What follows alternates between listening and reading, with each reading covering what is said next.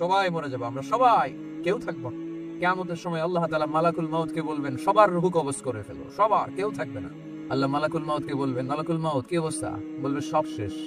মাইয়াবকা, কে বাকি?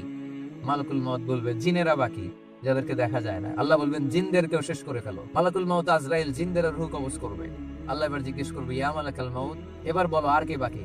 এবার বাকি ইবলিস শয়তান, ইবলিসরেও শেষ করো, ইবলিসও শেষ। আল্লাহ আবার জিজ্ঞেস করবেন, ইয়া মালাকাল মাউত মাইয়াবকা, আর কে বেঁচে আছে বলো? মালাকুল মউত বলবে, আল্লাহ আপনার কথা মতো ধরে ধরে সব শেষ, ফেরেশতাও শেষ, 4 জন ছাড়া। আল্লাহ বলবে, যাও ইযহাব ইনতালিক ইলা জিবরিল, জিবরাইলের রূহ কবজ করো। ওই 3 ফেরেশতাও শেষ। আল্লাহ বলবেন, কেউ নাই? মালাকুল মউত বলবে, না আল্লাহ, কেউ নাই।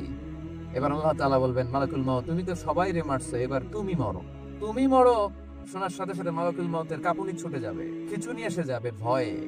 রব্বুল আলামিন বলবেন, মালাকুল মউত কেঁদো না, এটাই দুনিয়ার বিধান, আমি আল্লাহর দেয়া বিধান, এটাই, জন্মালেই মরতে হয়। যাও, জান্নাত জাহান্নামের মাঝখানে একটা জায়গা আছে, জায়গাটার নাম হলো আরাফ।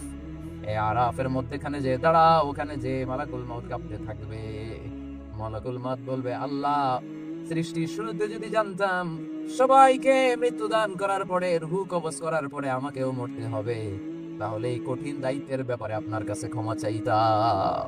মালাকুল মউত এক বিকট চিৎকার হাঁকিয়ে মরে যাবে। মালাকুল মউতের চিৎকারটা সেদিন এত ভয়ঙ্কর হবে, বিষ্ণু ইসলাম বলেন, ওই চিৎকারের আওয়াজ যদি পৃথিবীর মানুষেরা কান দিয়ে শুনতে পেত, ওই চিৎকারের আওয়াজে প্রতিটা মানুষ কানের পর্দা ফেটে ওই জায়গায় লাশ হয়ে পড়ে যেত।